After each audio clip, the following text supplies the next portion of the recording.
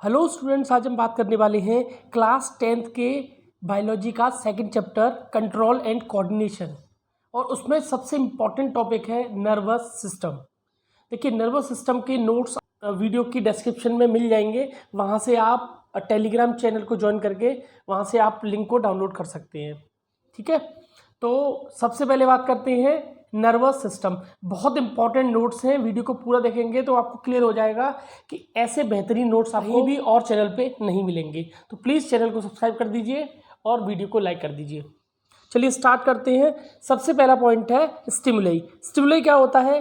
देखिए, जितने भी इन्वायरमेंट में चेंजेस होते हैं उन सबको हम क्या बोलते हैं? स्टिमुलस। ठीक है, change in the environment to which organism react.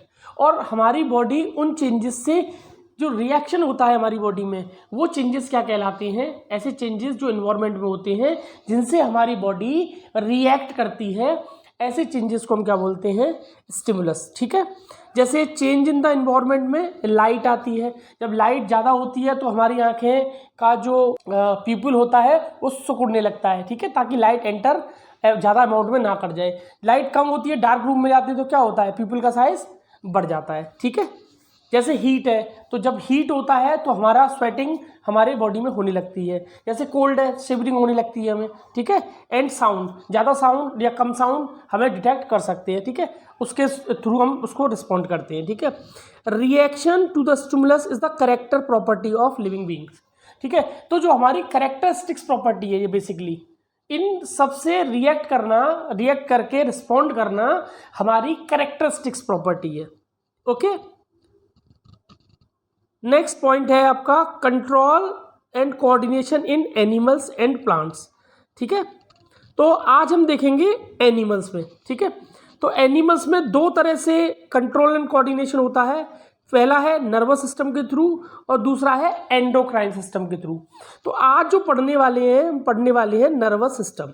ठीक है, एनिमल्स में नर्वस सिस्टम का ये पूरा चैप्टर है और बहुत इजी और बहुत ही इजी लैंग्वेज में आपको ये पूरा नोट्स आपको प्रोवाइड कर रहा हूँ मैं। ठीक है, सबसे पहले बात करते हैं कि नर्वस सिस्टम और एंडोक्राइन सिस्टम में क्या डिफरेंस है। तो सबसे पहले बात करते हैं नर्वस सिस्टम की। Made of neurons. देखिए, जो नर्वस सिस्टम है उसकी जो सबसे छोटी यूनिट है उसको हम न्यूरॉन्स बोलते हैं। आपने क्लास 9th में देखा भी होगा। ठीक है, न्यूरॉन्स का जो स्ट्रक्चर है, इसमें जो सबसे छोटी यूनिट है उसको ग्लैंड्स बोलते हैं। ठीक है, ग्लैंड से ही हार्मोन सीक्रेट्स होते हैं। ठीक है, तो बेसिकली ये हार्मोनल सिस्टम भी बोल सकते हैं। Message transmit in the form of electrical impulses. इसमें जो भी सिग्नल ट्रांसमिट होगा वो इलेक्ट्रिकल इम्पल्सेस की फॉर्म में होगा, जबकि एंडोक्राइन सिस्टम में जो भी सिग्नल ट्रांसमिट होगा वो हार्मोन्स की फॉर्म में होगा, केमिकल की फॉर्म में होगा। एक लिक्विड रिलीज होगा, उसको हम हार्मोन्स बोलते हैं। ठीक है, ग्लैंड से ये क्विक होते हैं। इलेक्ट्रिकल सिग्नल तो ऑब्वियसली क्विक होगा, लेकिन ये जो प्रोसेस है एंडोक्राइन की हार्मोन्स की वो स्लो होती है। ठीक है, effect last for short time. ये बहुत शॉर्ट टाइम के लिए इफेक्ट करता है, लेकिन effect last for long time. ठीक है, तो ये डिफरेंस है नर्वस सिस्टम में और एंडोक्राइन सिस्टम में। ठीक है, अब बात कर लेते हैं एक इंपॉर्टेंट क्वेश्चन की इसमें से। Compare and contrast nervous and hormonal mechanism for control and coordination in animals. तो यहाँ से आप ऊपर डिफरेंस आपको मिल गया है, ये इसी का आंसर आप दे सकते हैं आसानी से। फिर अब बात करते हैं कोऑर्डिनेशन इन एनिमल्स में रिसेप्टर्स की। देखिए, जो भी इंफॉर्मेशन हम रिसीव करते हैं बाहरी इन्वायरमेंट से, स्टिमुलस से, वो सब हम किसी एक स्पेशलाइज्ड टिश्यू की हेल्प से कर सकते हैं। उसको हम क्या बोलते हैं? रिसेप्टर्स। ठीक है, तो देखिए हमारे 5 सेंस ऑर्गन्स हैं। कौन कौन से? Eyes, ears, nose, tongue and skin. ठीक है, तो आइज में जो रिसेप्टर्स होते हैं जो लाइट को डिटेक्ट करते हैं उनको बोलते हैं फोटो डिटेक्टर। फोटो मतलब लाइट, डिटेक्टर मतलब रिसेप्टर मतलब डिटेक्ट करने वाला। ठीक है, ईयर में होते हैं फोनो रिसेप्टर। ठीक है, फोनो मतलब साउंड। Detect smell. ठीक है, नोज क्या करती है? स्मेल को डिटेक्ट करती है। उसमें जो रिसेप्टर्स होते हैं उनको बोलते हैं ऑल फैक्टरी रिसेप्टर्स। ऐसे ही टंग में होते हैं गस्टेटरी रिसेप्टर्स जो टेस्ट को डिस्पेल करते हैं, और स्किन में होते हैं हमारे थर्मो रिसेप्टर जो कि टेम्परेचर को सेंस करते हैं। ठीक है, तो ये हमारे 5 जो सेंस ऑर्गन्स हैं उनमें हमने रिसेप्टर्स देख लिए। अब रिसेप्टर्स की अगर आप डेफिनेशन देखें तो a cell or group of cells in a sense organ, किसमें होते हैं सेंस ऑर्गन में, which is sensitive to a particular type of stimulus, जो किसी पर्टिकुलर टाइप के स्टिमुलस के प्रति क्या होते हैं, सेंसिटिव होते हैं, उन्हीं को हम क्या बोलते हैं, रिसेप्टर्स बोलते हैं। जैसे लाइट किसको कौन डिटेक्ट करता है, फोटो रिसेप्टर्स। साउंड को कौन डिटेक्ट करता है, फोनो रिसेप्टर्स। स्मेल को कौन डिटेक्ट करता है, ऑल्फैक्टरी रिसेप्टर्स। टेस्ट को गस्टेटरी, एंड हीट को आपका थर्मो रिसेप्टर। ठीक है, नेक्स्ट है हमारा nervous system. Nervous system basically काम क्या करता है, फंक्शनिंग क्या है उसकी, सबसे पहले वो थोड़ा सा आइडिया दे लेते हैं ताकि हमें इजीली आगे समझ में आ जाए। तो देखिए, जो भी इंफॉर्मेशन हमें सराउंडिंग से मिलती है उसको सबसे पहले रिसीव करता है ये रिसेप्टर के थ्रू, फिर उसको इंटरप्रेट करता है, और इंटरप्रेट करने के बाद जो भी रिस्पॉन्ड होता है वो अकॉर्डिंगली उससे हो जाता है। ठीक है, जैसे एग्जांपल के तौर पे, जैसे मान लीजिए टेम्परेचर बढ़ गया, तो टेम्परेचर बढ़ गया तो बॉडी उसको रिसीव करेगी, रिसेप्टर्स उसको रिसीव करेंगे, थर्मो रिसेप्टर्स। फिर उसके बाद क्या होगा, उसको वो इंटरप्रेट करेंगे, और इंटरप्रेट करने के बाद हमें क्या होता है, स्वेटिंग होती है, पसीना आता है कि नहीं आता है, तो ये रिस्पॉन्ड अकॉर्डिंगली। टेम्परेचर बढ़ने के बाद ऑटोमेटिकली स्वेटिंग स्टार्ट हो जाती है। ठीक है, passes information from one internal organ to another. ठीक है, इसके बाद जो इंफॉर्मेशन पास होती है वो एक इंटरनल ऑर्गन से दूसरे इंटरनल ऑर्गन में भी इंफॉर्मेशन को पास होता है, यही काम नर्वस सिस्टम का भी है। ठीक है, देखिए थर्ड है thus help all other systems of our body to work together. इसके बाद बात करते हैं इसकी जो यूनिट होती है हमारे नर्वस सिस्टम की, सबसे छोटी यूनिट को हम क्या बोलते हैं, न्यूरॉन्स। ठीक है, ये 9th क्लास में भी देखा होगा, ये न्यूरॉन्स का डायग्राम है। Nervous system is made up of small specialised cell called neurons. Nervous system is made up of specialised cell called neurons. तो जो हमारा नर्वस सिस्टम है वो किससे मिलकर बना होता है, न्यूरॉन से। ठीक है, largest cell in the body. ठीक है, ये सबसे बड़ा सेल होता है बॉडी के अंदर। Adapted to the carry signal और इलेक्ट्रिकल इम्पल्सेस, क्या कैरी करता है, इलेक्ट्रिकल इम्पल्सेस। तो सबसे पहले इसका डायग्राम देख लेते हैं। ठीक है, बड़ा सिंपल सा डायग्राम है, आपने 9th क्लास में भी बनाया होगा ये। तो देखिए, ये होते हैं डेंड्राइट, ये बाहर के जो निकले हुए ना ये सींग, ये हमारे डेंड्राइट है। इसके बाद अंदर का जो पार्ट होता है ये हमारा सेल बॉडी है, इसके अंदर होता है न्यूक्लियस। ठीक है, न्यूक्लियस के बाहर निकलेंगे तो ये हमारा एक्सोन है, ये एक्सोन है। एक्सोन के ऊपर एक कवरिंग होती है जिसको बोलते हैं माइलिन शीथ। ठीक है, माइलिन शीथ के सबसे एंड में एक ये निकले होते हैं, इनको बोलते हैं हम नर्व एंडिंग। ठीक है, तो ये पूरा स्ट्रक्चर है हमारा न्यूरॉन का। अब देखिए क्या क्या काम होता है, जैसे डेंड्राइट का काम क्या होता है सबसे पहले वही देख लेते हैं। देखिए, dendrite are the shorter fibre of body of neuron. ठीक है, शॉर्टर फाइबर होती हैं, pick up the nerve impulses from the receptor and passes them from the axon. ठीक है, तो ये क्या करती हैं, बहुत सारे रिसेप्टर्स होते हैं बॉडी में, तो वो रिसेप्टर्स जो भी इंफॉर्मेशन होती है वो कलेक्ट करके हमारे डेंड्राइट को दे देते हैं, और डेंड्राइट उसको सेल बॉडी को प्रोवाइड कर देती है। ठीक है, सेल बॉडी में क्या होता है, कंटेन साइटोप्लाज्म एंड न्यूक्लियस। इसमें होता है साइटोप्लाज्म और nucleus. Long thin fibre stretch out of the body called nerve fibre. ठीक है, इसमें फाइबर जो स्ट्रेच होती है ऑफ द बॉडी उसको हम नर्व फाइबर बोलते हैं। ठीक है, इसके अंदर ही होती है वो भी। Shorter fibre called dendrite arise from it, और इसमें एक शॉर्टर फाइबर भी होती है जिसको हम क्या बोलते हैं, डेंड्राइट। क्लियर है। इसके बाद ये जो इन्फॉर्मेशन है कहाँ पास होती है, एक्सोन को। तो एक्सोन का काम क्या है, axon longest fibre on the cell body. ठीक है, ये सेल बॉडी की लॉन्गेस्ट फाइबर होती है, अब दिख भी रहा होगा ये लॉन्गेस्ट फाइबर। ठीक है, कवर्ड विद माइलिन शीथ, किससे कवर होती है, माइलिन शीथ से। ठीक है, send impulses away from the cell body, cell body से बाहर की तरफ ये सिग्नल को ट्रांसमिट करने के काम आता है। ठीक है, इसके बाद आती है माइलिन शीथ। तो माइलिन शीथ किसकी बनी होती है, फैट एंड प्रोटीन की। Provide insulation protection, also help nerve impulse to travel quickly. ठीक है, तो ये माइलिन शीथ का काम है। ठीक है, फंक्शन है। ये आपका पूरा न्यूरॉन हो गया। ठीक है, यहाँ से इसकी कंस्ट्रक्शन हम देख सकते हैं।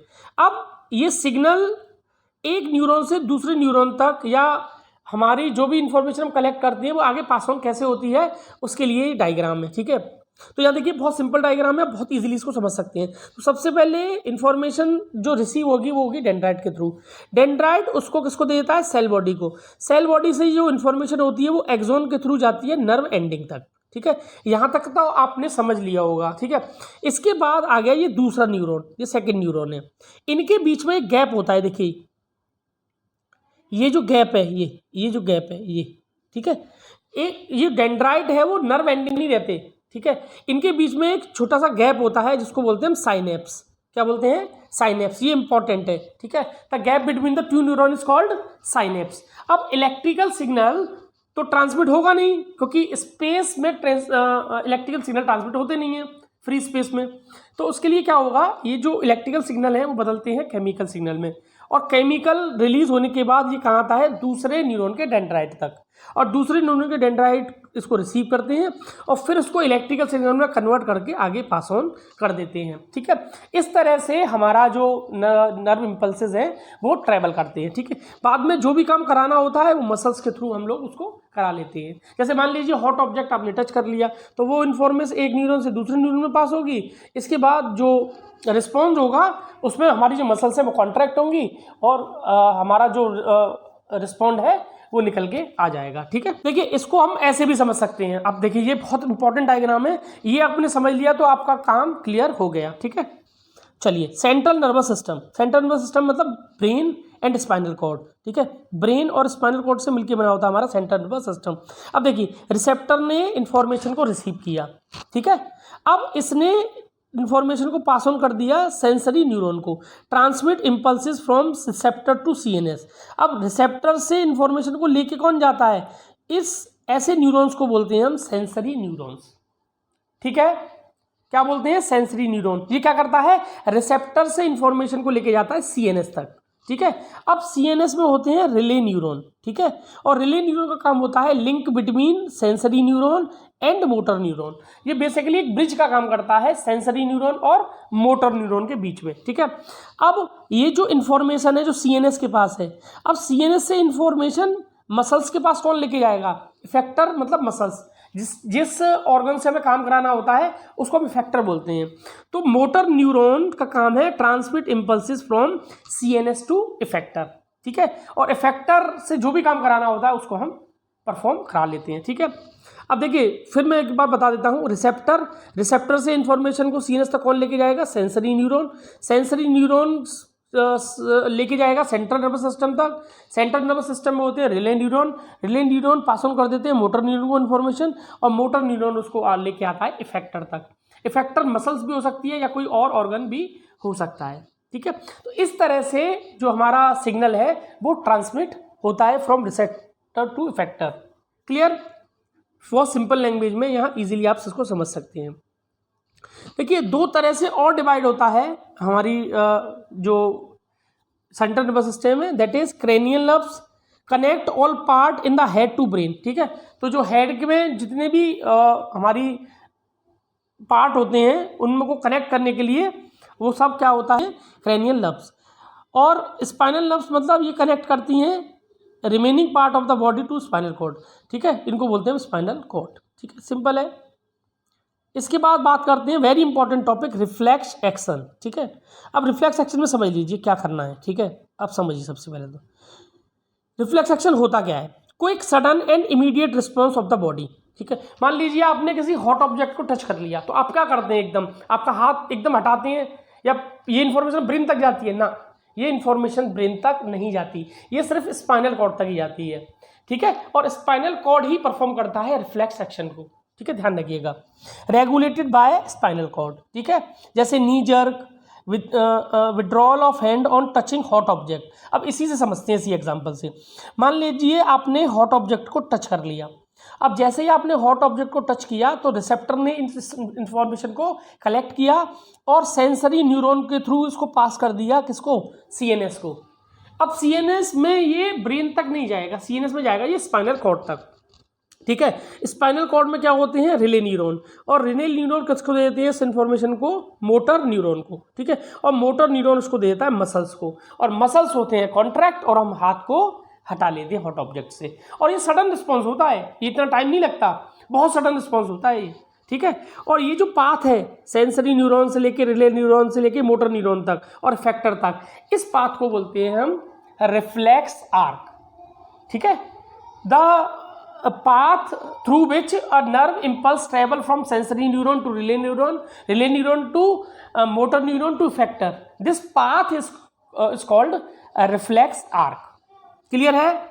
चलिए, हाँ ये इन्फॉर्मेशन ब्रेन तक जाती है, मैं ये मना नहीं कर रहा, लेकिन रिस्पॉन्स जो आता है वो आता है स्पाइनल कॉर्ड तक। ठीक है, स्पाइनल कॉर्ड से ही उसका जो भी रिस्पॉन्स है वो आता है। ठीक है, तो ये जो आर्क है, ये जो आर्क है इसको हम बोलते हैं हमारा reflex arc, pathway through which nerve impulses passes through during reflex action. ठीक है, चलिए अब देखिए सेंट्रल नर्वस सिस्टम हमारा दो टाइप का है, ब्रेन एंड स्पाइनल कॉर्ड। ठीक है, और भी नर्व्स होती हैं जिसको हम बोलते हैं पेरिफेरल नर्वस सिस्टम। ठीक है, चलिए इसके बारे में बात कर लेते हैं।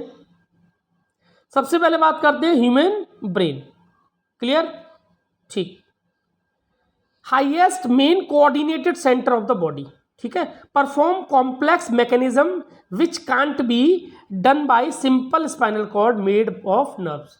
देखिए बहुत सारे ऐसे कॉम्प्लेक्स मैकेनिज्म होते हैं जो स्पाइनल कॉर्ड हैंडल नहीं कर सकती, तो उसके लिए कौन सा होता है हमारे पास? ब्रेन होता है। बात करते हैं प्रोटेक्शन की, तो जो प्रोटेक्ट करता है हमारे ब्रेन को वो करता है बोनी बॉक्स, जिसको क्रेनियल या स्कल भी बोलते हैं। ठीक है, सराउंडेड बाय मेम्ब्रेन, और इसके अंदर एक फ्लूइड भी भरा रहता है प्रोटेक्शन के लिए।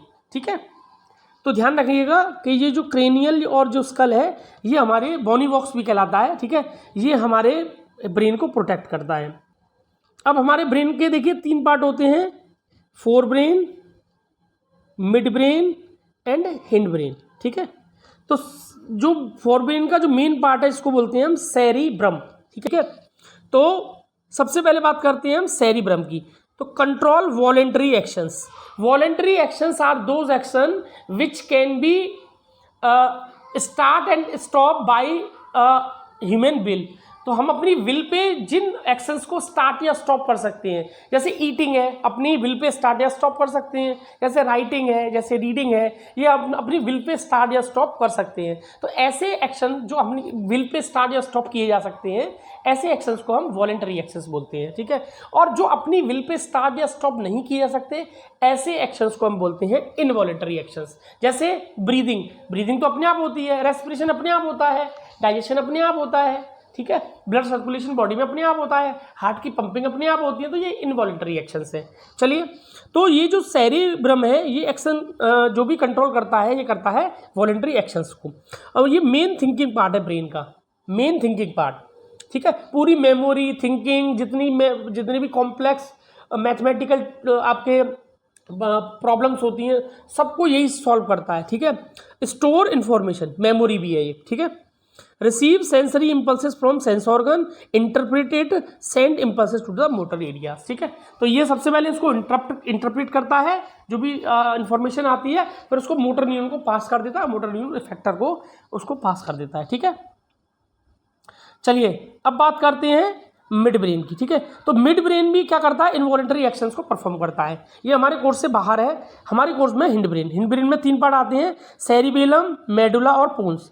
तो सेरिबेलम का काम क्या होता है? देखिए, जब लोग नशा कर लेते हैं, ठीक है, तो नशे की चीज़ खा लेते हैं, तो आपने देखा होगा उनके पैर लड़खड़ाने लगते हैं। ठीक है, जैसे लोग शराब पी लेते हैं तो उनके पैर क्या होते हैं? लड़खड़ाने लगते हैं।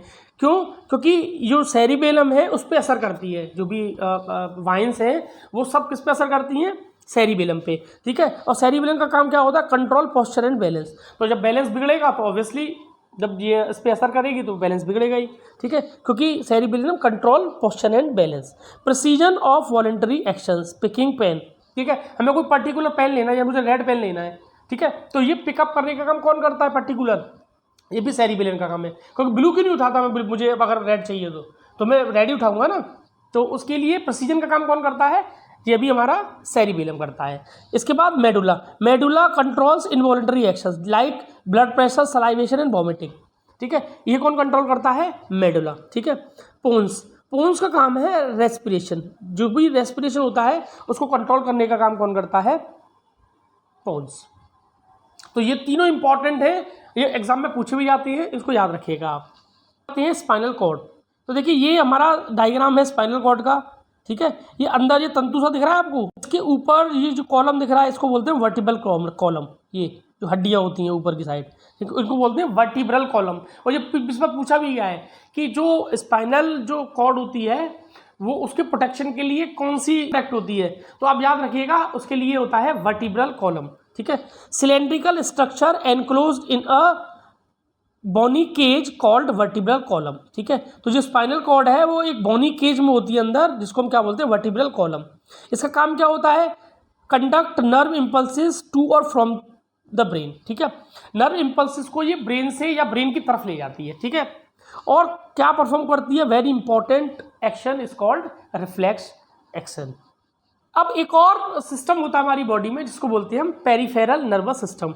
ये दो टाइप के होते हैं, ऑटोनोमस एंड वॉलेंटरी। और ऑटोनोमस में तो जो अपने आप हो ऑटोनोमस, और वॉलेंटरी इसको हम अपने विल पे स्टार्ट या स्टॉप कर सकें। तो control and regulates function of internal organ of the body involuntarily. तो जो हमारे इंटरनल ऑर्गन्स होते हैं उनके जो फंक्शंस होते हैं उनको कौन कंट्रोल करता है, ऑटोनोमस नर्वस सिस्टम। जैसे ब्रीदिंग है, डाइजेशन है, स्वेटिंग है, maintain our life and keep us alive, ठीक। वॉलेंटरी एक्शंस क्या होते हैं, ठीक है, help us take voluntary actions which are under conscious control of the brain, ठीक है, जैसे रीडिंग, राइटिंग एंड डांसिंग। तो ये सब कौन कंट्रोल करता है, voluntary nervous system. I hope आपको ये वीडियो पसंद आया होगा। आपको वीडियो पसंद आए तो प्लीज़ वीडियो को लाइक कीजिए और चैनल को सब्सक्राइब कीजिए। Thank you.